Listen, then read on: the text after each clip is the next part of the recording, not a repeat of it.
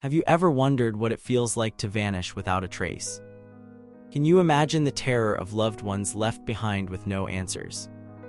Throughout history, certain disappearances have captured public imagination and refused to let go, leaving us with more questions than answers decades or even centuries later. Number 8. The mysterious vanishing of Malaysia Airlines Flight MH370. What happens when a massive Boeing 777 with 239 people aboard simply disappears from radar? How does a modern aircraft with multiple tracking systems vanish into thin air?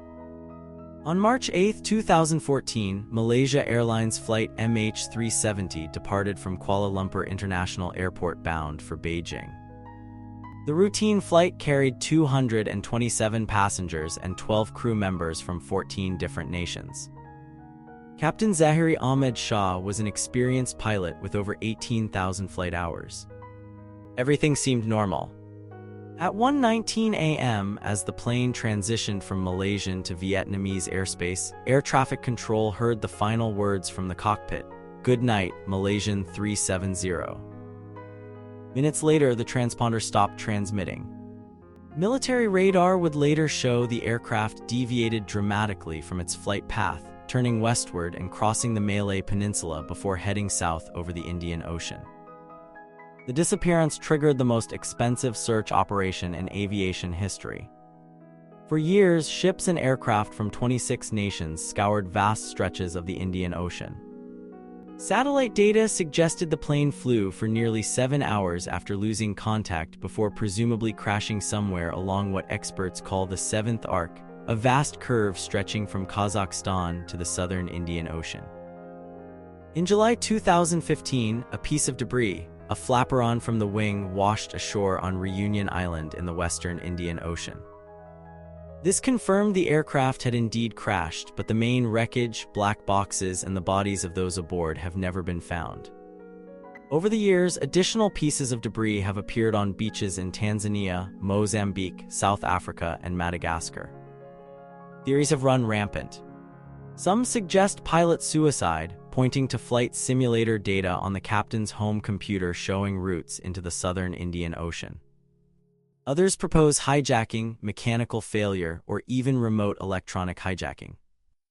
Passenger Philip Wood's girlfriend claimed he sent her a photo and text message from a military base after the plane's disappearance, fueling conspiracy theories about government involvement. Family members of the missing passengers have experienced emotional torture for years. Zhang Meiling, whose son was aboard, told reporters in 2019, "The pain remains the same. The only difference is that we've learned to live with it." Many families formed the Voice 370 organization to continue pressing for answers. "All we want is closure," said Grace Nathan, whose mother disappeared on the flight. "Not knowing is the hardest part."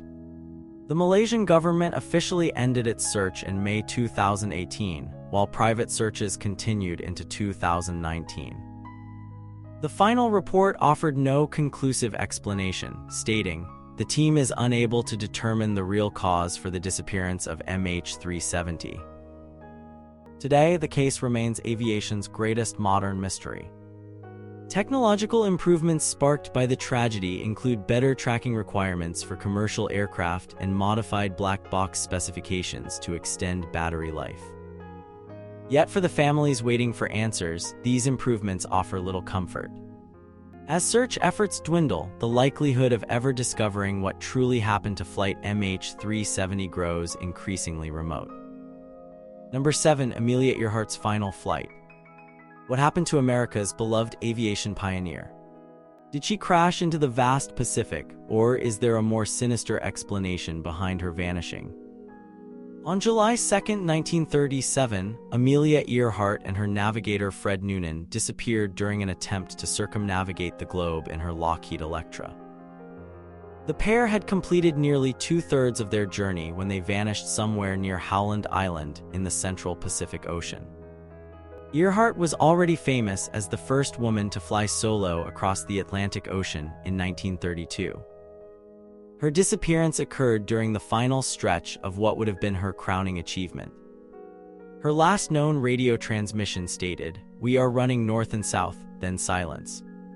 President Roosevelt authorized an immediate search operation involving 9 ships and 66 aircraft at a cost of over $4 million, unprecedented for that era.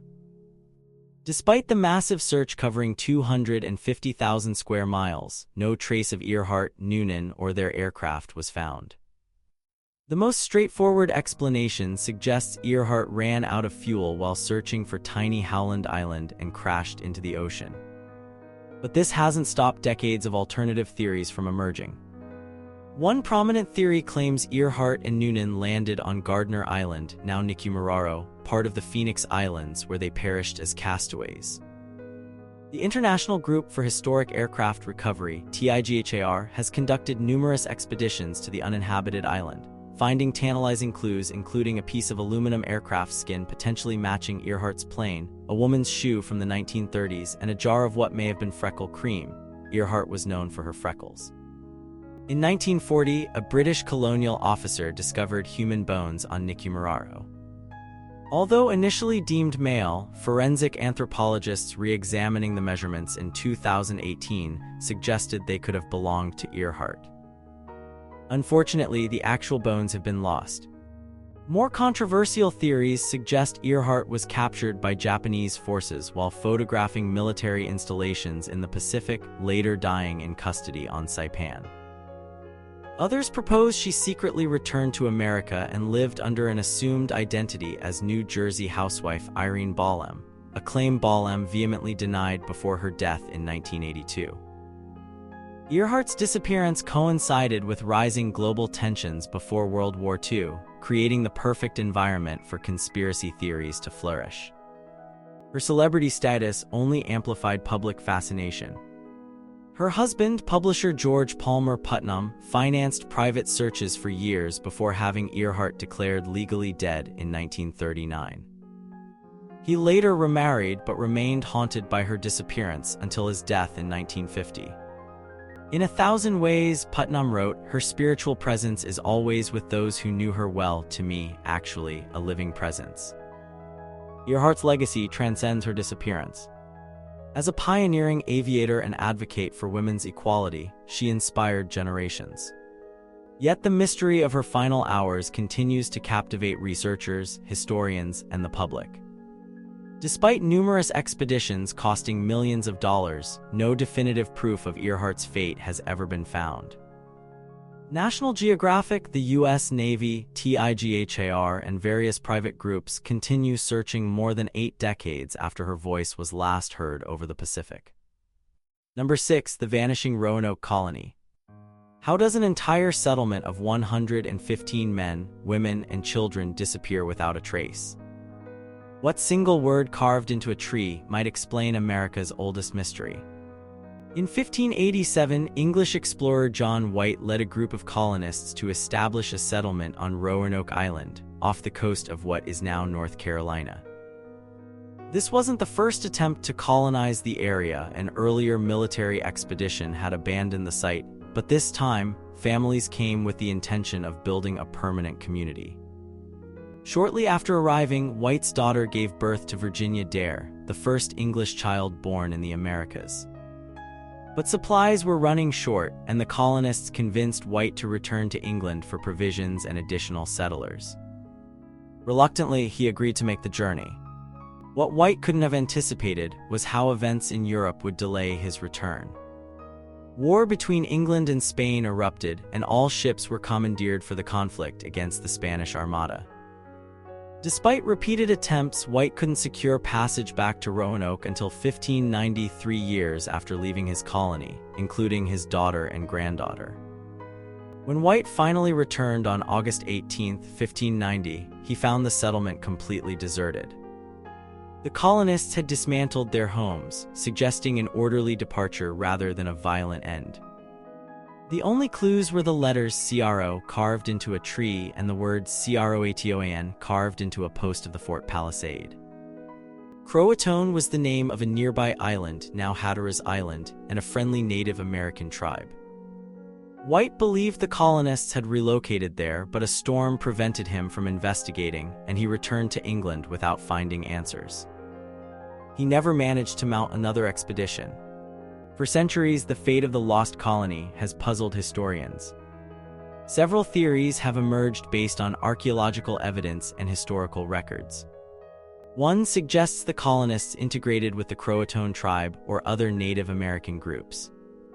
Supporting this idea, European items have been found at native sites, and later explorers reported seeing Native Americans with European features and children who had ye color of our English.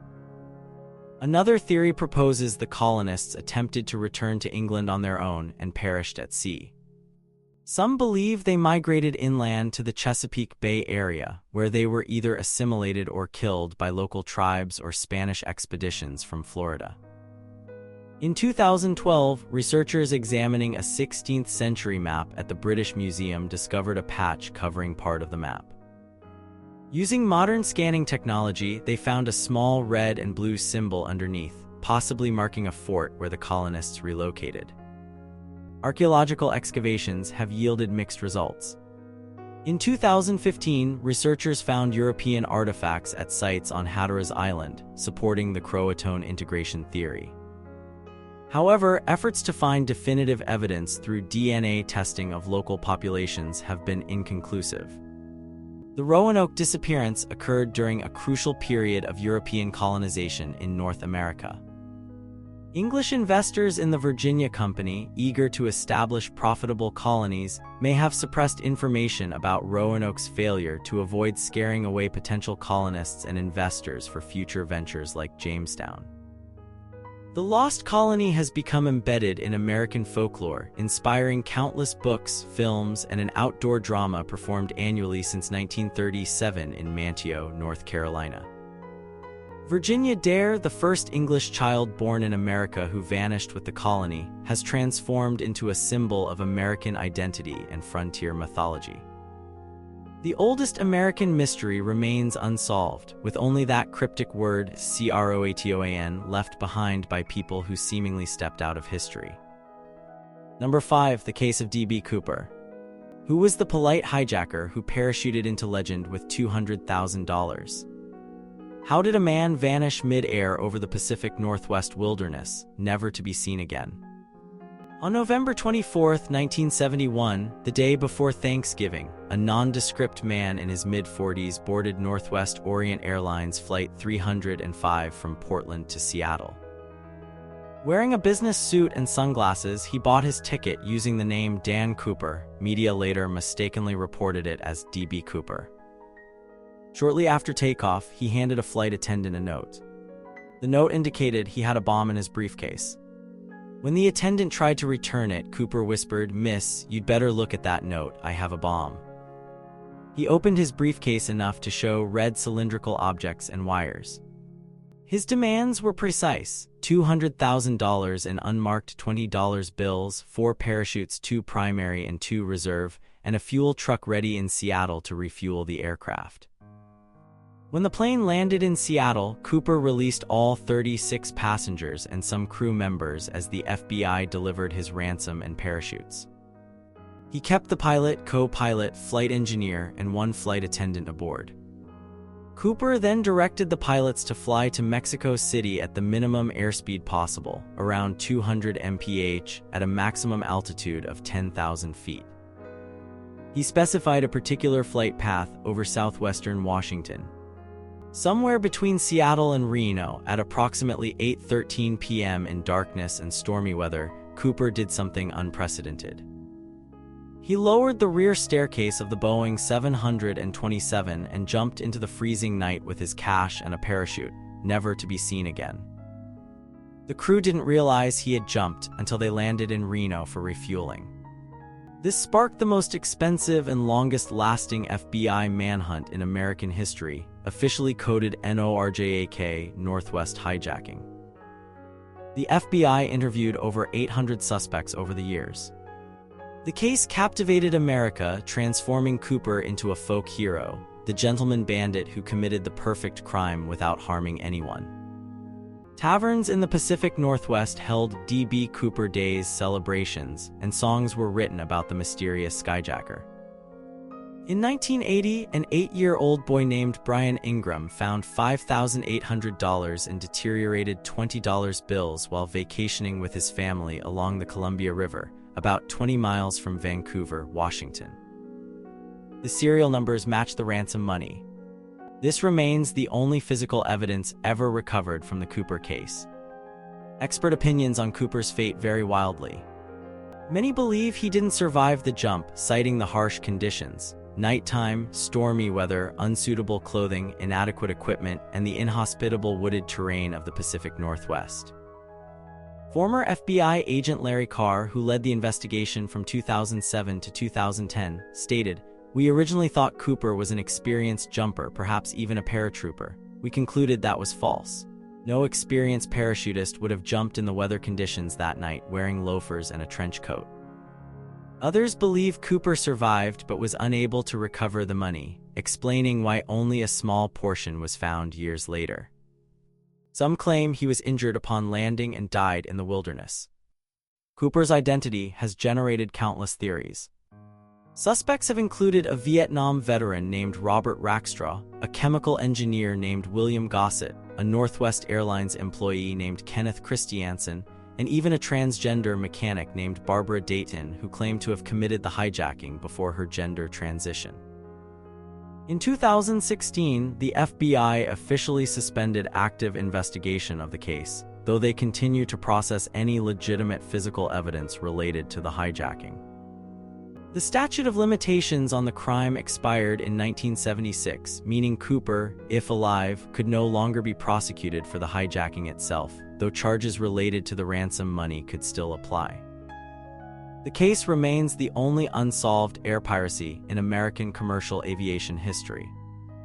Cooper's daring leap has inspired movies, books, and at least 15 copycat hijackings in the years following his disappearance. What happened to D.B. Cooper and most of his $200,000 ransom? The forests of the Pacific Northwest have kept that secret for over 50 years. Number 4. The disappearance of Jimmy Hoffa. How does one of America's most recognizable labor leaders vanish in broad daylight? Was it the mob, the government, or something even more sinister? On July 30th, 1975, at approximately 2:30 p.m., Jimmy Hoffa waited in the parking lot of the Matches Red Fox restaurant in Bloomfield Township, Michigan. He had arranged to meet Detroit mobster Anthony Giacalone and New Jersey Teamster official Anthony Provenzano to resolve tensions between them. Neither man showed up. Hoffa called his wife at 2:15 p.m., upset about being stood up. He was never heard from again. As president of the International Brotherhood of Teamsters from 1957 to 1971, Hoffa had transformed the union into one of the most powerful in America, representing over 1.5 million truck drivers and warehouse workers. His tenure was marked by both remarkable gains for workers and troubling connections to organized crime. In 1964, Hoffa was convicted of jury tampering, attempted bribery, and fraud, resulting in a 13-year prison sentence. After serving less than 5 years, his sentence was commuted by President Richard Nixon in 1971 on the condition that he stay out of union activities until 1980. By 1975, Hoffa was actively working to regain control of the Teamsters, putting him at odds with his replacement, Frank Fitzsimmons, who had formed cozy relationships with the same mobsters who once supported Hoffa. The disappearance triggered one of the most extensive investigations in FBI history. Agents developed a theory that Hoffa was killed by hitmen connected to organized crime figures who feared his return to power would threaten their influence over the union's pension fund, estimated at $1.2 billion at the time. Despite interviewing over 200 people, deploying dozens of agents, and using court-authorized wiretaps on major suspects, the FBI never found Hoffa's body. His disappearance was officially declared a death in 1982, but the lack of physical evidence has allowed countless theories to proliferate. Charles "Chucky" O'Brien, Hoffa's foster son and a Teamster official, became an early suspect. On the day of the disappearance, O'Brien was driving a car borrowed from Anthony Giacalone's son. FBI investigators found hair matching Hoffa's in the vehicle, but O'Brien provided an alibi and was never charged. He maintained his innocence until his death in 2020. In 2001, DNA evidence revealed a hair found in the car was indeed Hoffa's, supporting the theory he had been in the vehicle. Frank Sheeran, a Teamster official and alleged hitman for the Bufalino crime family, claimed in the book I Heard You Paint Houses that he killed Hoffa in a Detroit house. The confession became the basis for Martin Scorsese's 2019 film, The Irishman. However, when the FBI searched the house in 2013, no evidence of blood was found. Other theories have placed Hoffa's remains under Giant Stadium in New Jersey, which was demolished in 2010, with no body found, in a Florida swamp, or in a Michigan horse farm. Each lead has been investigated and dismissed. In 2012, police received a tip that Hoffa was buried beneath a driveway in Roseville, Michigan. Ground-penetrating radar showed an anomaly, but excavation revealed nothing. In 2013, the FBI followed a tip from alleged mobster Tony Zerilli, searching a field in Oakland Township, Michigan. Again, no remains were discovered. As recently as 2021, the FBI investigated a site under the Pulaski Skyway in New Jersey based on a deathbed confession from a landfill worker. This search also yielded nothing. Former FBI agent John Anthony, who worked on the case, stated, "I've been on record saying that this case could be solved. However, I now believe that it won't ever be solved unless somebody on their deathbed wants to give up the ghost." The case has maintained such cultural resonance that the phrase "to pull a Hoffa" entered American slang as a reference to disappearing completely. For Hoffa's daughter Barbara Crancer and son James P. Hoffa, who later became Teamsters president himself, the lack of closure has been devastating. "It's been torture," Barbara Crancer told reporters on the 40th anniversary of her father's disappearance. "Not only not to know what happened to him, but to live with the speculation and the movies and the jokes." Today, most of those suspected of involvement in Hoffa's disappearance have died, taking whatever secrets they had to their graves. The FBI case remains technically open, though active investigation is minimal. Number 3. The lost crew of the Mary Celeste. What force could make an experienced captain and his crew abandon a seaworthy vessel with their breakfast still warm on the table? Why would sailors leave behind personal belongings and 6 months' worth of food and water? On December 4, 1872, the British-American brigantine Dei Gratia spotted a ship drifting erratically between the Azores and Portugal. The vessel was the Mary Celeste, which had departed New York City on November 7, bound for Genoa, Italy, with a cargo of 1,701 barrels of commercial alcohol. When the Dei Gratia's crew boarded the Mary Celeste, they discovered an eerie scene. The ship was in excellent condition and under partial sail, with ample provisions and valuable cargo intact. The crew's personal belongings remained undisturbed. Yet every soul aboard Captain Benjamin Briggs, his wife Sarah, their 2-year-old daughter Sophia, and 7 crewmen had vanished without a trace. The last entry in the ship's log, dated November 25, placed the vessel near the Azores. The log showed no signs of distress or panic. A rope hung from the ship's side and the lifeboat was missing, suggesting a deliberate abandonment. Yet why would experienced sailors abandon a perfectly seaworthy vessel in the middle of the Atlantic? When the Dei Gratia crew brought the Mary Celeste to Gibraltar, a salvage hearing triggered international interest in the mystery. The court found no evidence of foul play, but could offer no explanation for the abandonment. The Mary Celeste continued sailing under different owners until 1885, when it was deliberately wrecked in an insurance fraud scheme off Haiti. The disappearance sparked countless theories. Sir Arthur Conan Doyle, creator of Sherlock Holmes, published a fictional account called J. Habakkuk Jeffson's Statement in 1884, which depicted the crew murdered by a vengeance-seeking former slave. Though clearly fiction, many readers believed it was based on fact, further muddling the historical record. More plausible explanations include fears of an explosion from alcohol fumes. 9 of the cargo barrels were later found empty, suggesting leakage that could have created explosive vapors. Captain Briggs, unfamiliar with this particular cargo, might have ordered the ship abandoned if he detected strong alcohol fumes and feared an imminent explosion. Others suggest a waterspout or seaquake caused the crew to panic and abandon ship temporarily, only to watch helplessly as the Mary Celeste drifted away. A powerful wave or sudden squall might have then capsized the small lifeboat. Some researchers point to the vessel's history of misfortune. Originally named Amazon, it had experienced a collision on its maiden voyage, claimed the life of its first captain, and changed hands multiple times due to financial losses, earning it a reputation as an unlucky ship among sailors. More fanciful theories involve piracy, mutiny, sea monsters, or alien abduction, though none are supported by evidence. The ship's cargo and valuables remained untouched, making theft an unlikely motive. In 2007, documentary filmmaker Anne MacGregor proposed that a faulty chronometer combined with rough seas led Briggs to miscalculate his position.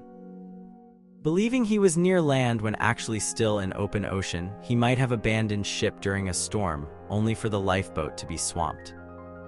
Dr. Andrea Sella of University College London demonstrated in a 2006 experiment how alcohol vapor could have caused a pressure wave explosion without leaving burn marks, potentially explaining why Briggs ordered abandonment despite no visible damage to the vessel.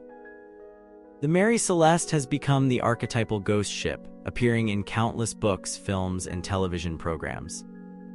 The term Mary Celeste has entered the English language as a metaphor for inexplicable desertion.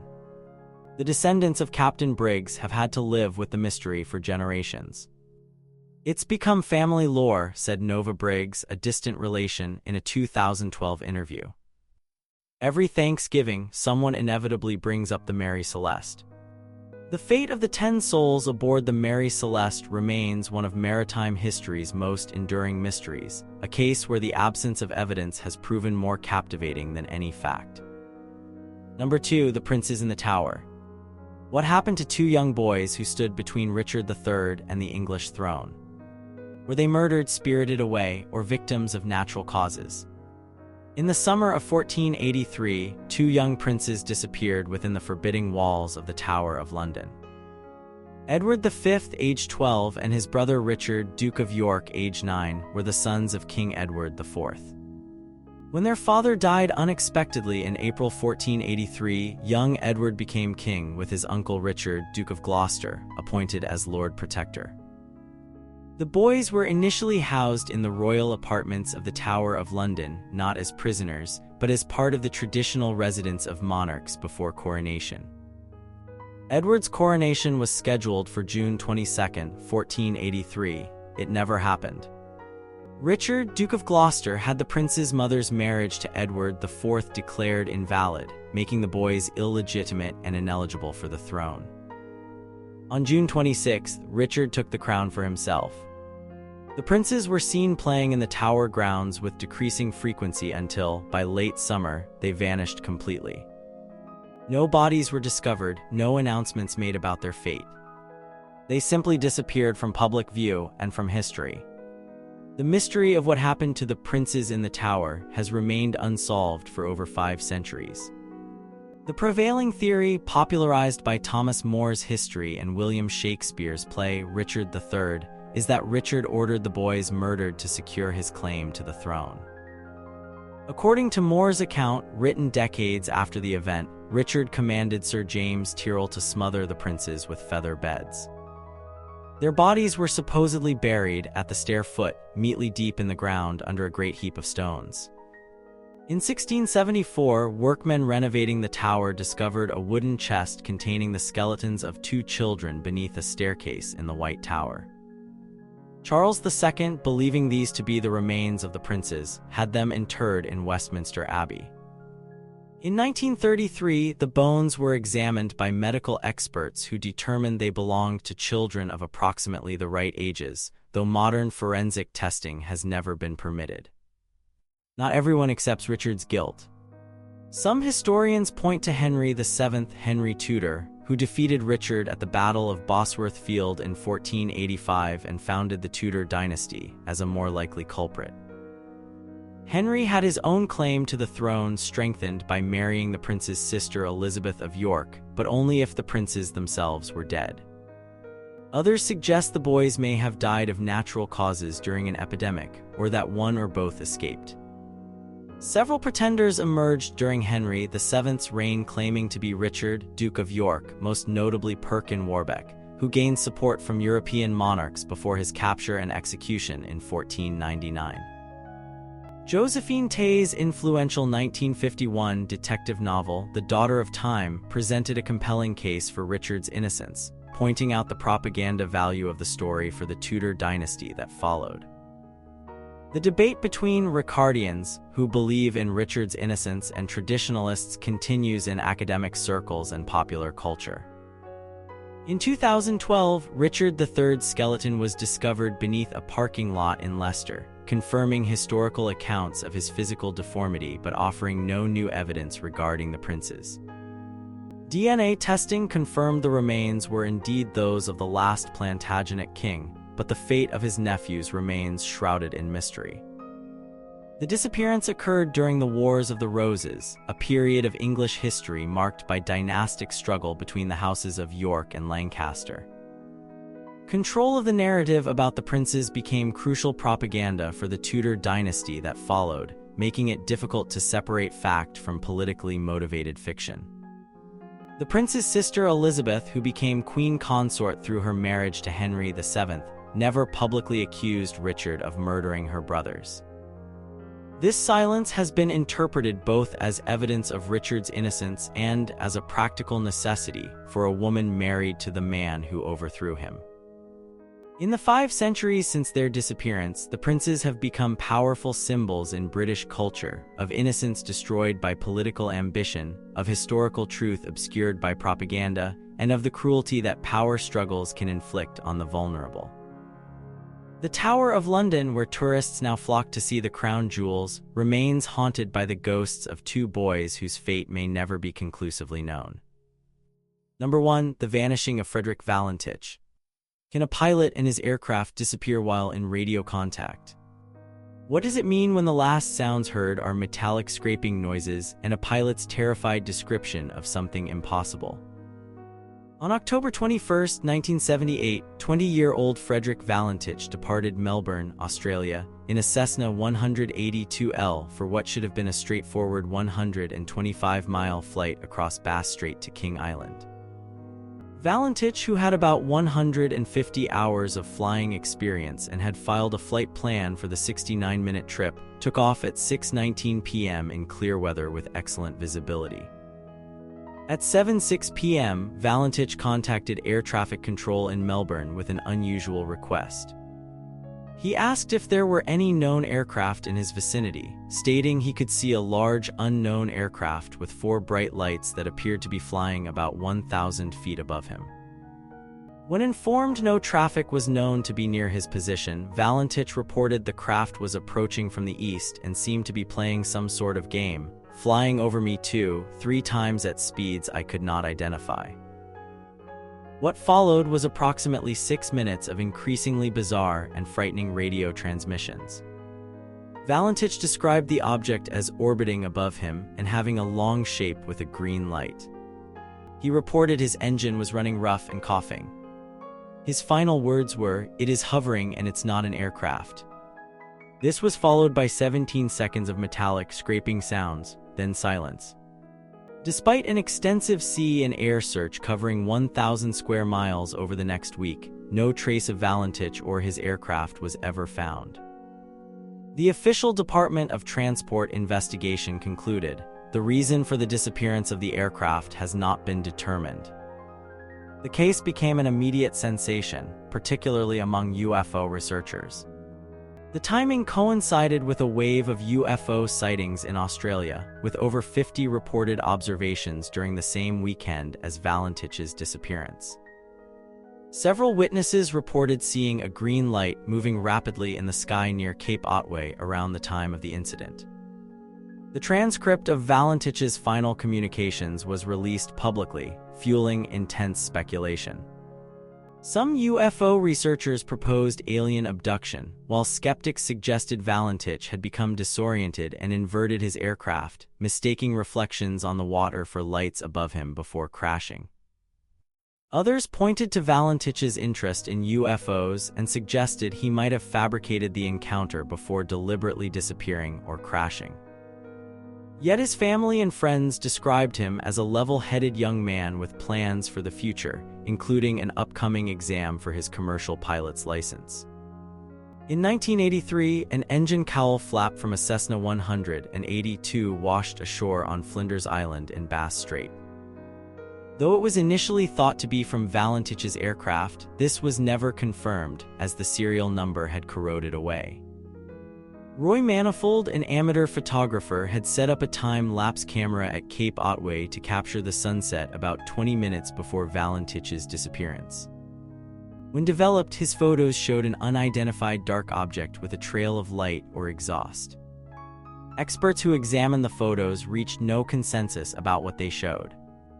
The Bass Strait where Valentich disappeared has a history of ship and aircraft disappearances dating back to the 19th century, earning it comparisons to the Bermuda Triangle. The strait's challenging weather patterns, strong currents, and remote location have contributed to its treacherous reputation. Valentich's father, Guido, maintained until his death in 2000 that something otherworldly had occurred. "I hope he'll come back," he told reporters on the 20th anniversary of the disappearance. Most of the UFO researchers say that he's alive somewhere. The Australian government has kept certain records related to the case classified. In 2012, a previously undisclosed file was released showing the Australian Department of Transport was bombarded with UFO reports immediately following the incident, including from a woman who claimed psychic communication with Valentich, stating he'd been abducted but was safe.